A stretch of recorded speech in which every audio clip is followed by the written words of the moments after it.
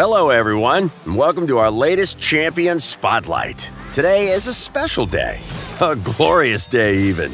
As you may know, we just released episode 1 of Raid: Call of the Arbiter. In this 10-part animated limited series, we dive deep into Teleria and uncover the backstories of many of the champions living in the dark fantasy world we know and love. As a special bonus, we're going to be adding some new characters that appear in Raid: Call of the Arbiter as champions in Raid, and our first edition deserves some attention. Today's spotlight centers on Galek's father and orc chieftain, Artak. Driven by an all-consuming desire for revenge, Artak and Galek don't exactly see eye to eye. If you thought he looked fierce in Raid: Call of the Arbiter, he's even scarier when you see him in-game. Before we dive into Artak's fearsome set of skills, let's learn what drives his rage-fueled quest for vengeance.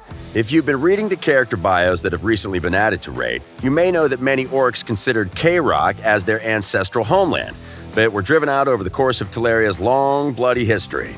In the ruinous Galen War, the orcs, along with the lizardmen, Ogren, and skinwalkers, tried to invade K-Rock, but were soundly defeated by the Telerian League.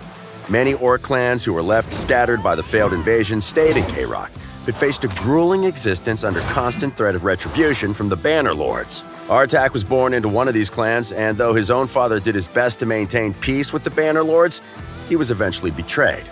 Despite years of loyal service for a local duke, Artak's clan was stripped of their lands and banished.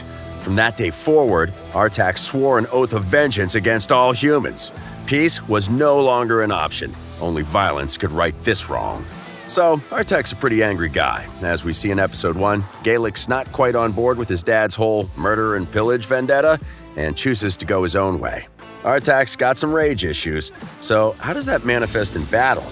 He's a legendary HP champion, so he's able to take a beating and deal one out in turn. His fiery lust for vengeance literally emerges in many of his attacks, as Artak's a master of HP burn. Flame shields up, everyone, as we dive into his skills. First off, Artak's not one for precision strikes. All of his active skills, including his default skill, are AoE attacks. Let's begin with Chaosrazor, Artak's default skill. He cleaves through all enemies and has a chance to extend any HP burn debuffs on them by 1 turn. Simple, but effective. Artak will be your best buddy for clearing out crowds of minions fast. Next up, Artak's second skill, Dogs of War.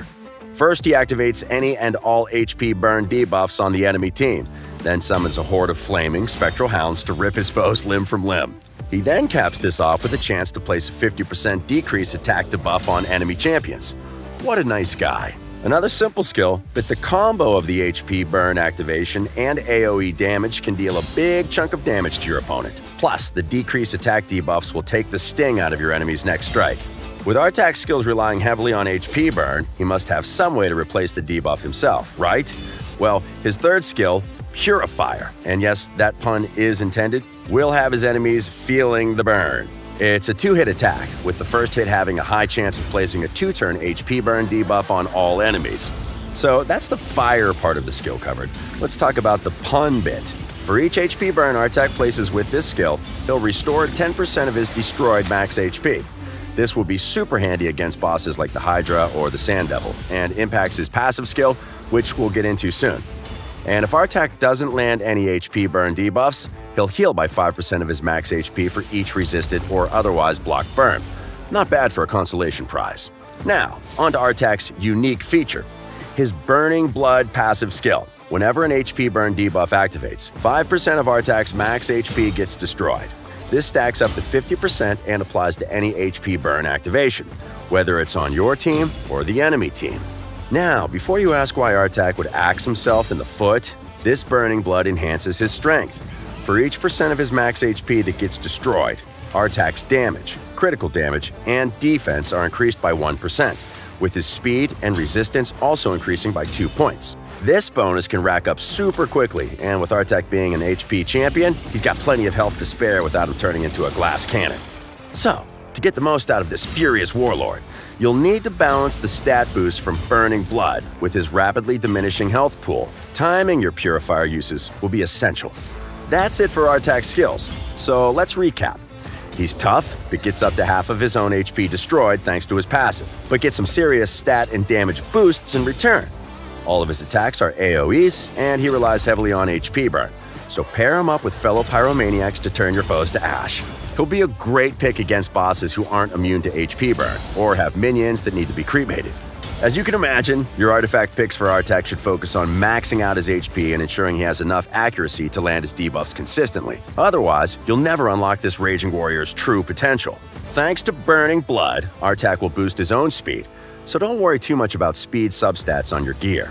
Artifact sets to give Artak a shield are also a good option, as they'll make up for his destroyed HP, or you can pair him up with champions that can apply shield buffs. Finally, a reminder on how to get this mighty Orc Warlord on your side. Just log in to raid 7 times between May 18th and July 24th, and Artak will be yours. And if you missed this window, Artak will be available from shards after this 7-day loyalty program ends. So, don't miss your chance to stage the most awkward family reunion between Galek and Artak by forcing them to fight together. I'm sure some father-son bonding will heal all of their issues. And that brings this spotlight to a close. Be sure to hit like and subscribe, and check out the first raid, Call of the Arbiter episode. Follow the link in the description to see episode 1, with new episodes dropping at 9 a.m. CDT every Thursday, right here on YouTube. Teleria is coming alive like never before, and you'll be right in the middle of it. See you all next time, and happy raiding!